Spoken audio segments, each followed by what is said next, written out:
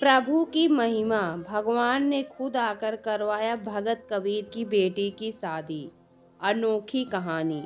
भगत कबीर जी की बेटी की शादी का समय नजदीक आ रहा था। सभी नगर वासियों में कानाफूसी चल रही थी कि देखो कबीर की बेटी की शादी है और इनको कोई फिक्र ही नहीं। पता नहीं यह बारातियों की आवभगत कर भी पाएंगे या नहीं। उधर किसी ने लड़के वालों के कानों तक बात यह पहुंचा दी कि कबीर ने ना तो अभी तक शादी की कोई तैयारी की है और ना ही दान दहेज का कोई इंतजाम किया है। जैसे जैसे वक्त बीतता गया लोगों की सुगबुगाहट तेज हो गई। इतने में शादी का दिन भी आ गया। पूरा गांव विवाह स्थल की ओर चल पड़ा। कुछ तो ऐसे लोग भी थे जो सिर्फ यह देखने के लिए गए थे कि कबीर जी की पगड़ी उछलते देख सके, लेकिन कबीर जी सुबह पहर ही घर से दूर एक टीले के पीछे जाके भजन बंदगी में बैठ गए। मालिक से अरदास करने लगे, हे परमपिता परमेश्वर, आपने मुझे जिस मकसद के लिए भेजा है मैं तो उसी में लीन हूँ, बाकी आप ही संभाल लेना।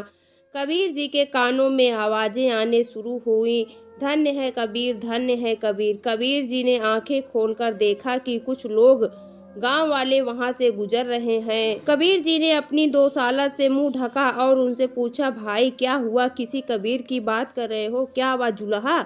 लोगों ने कहा, हाँ भाई, ऐसी शादी तो आज तक नहीं देखी, इतना दान दहेज, बहुत सारे पकवान, वाह भाई वाह, मजेदार लजीज व्यंजन। बोलते हुए वह लोग आगे बढ़ गए। कबीर जी ने सोचा कि कहीं यह मेरा मजाक तो नहीं बना रहे। जल्दी जल्दी घर की तरफ भागे। वहां का नजारा देख हैरान रह गए। पूरा घर चमचमा रहा था।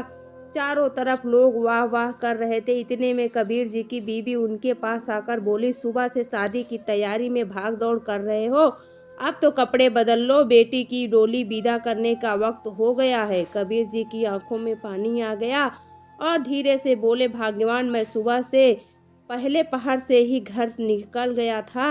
उनकी बीवी सारा माजरा समझ चुकी थी कि परमेश्वर खुद ही कबीर जी का रूप बनाकर हमारे घर भाग दौड़ कर रहे थे। अब दोनों की आंखों में शुक्र शुक्र के आंसू थे। संता के कारज आप खलोवा। इंसान मायूस इसलिए होता है क्योंकि वो रब को राजी करने के बजाय लोगों को राजी करने में लगा रहता है।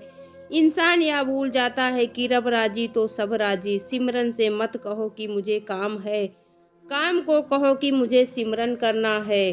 सिमरन किया है तो शुक्र करो और अगर सिमरन नहीं किया है तो फिक्र करो।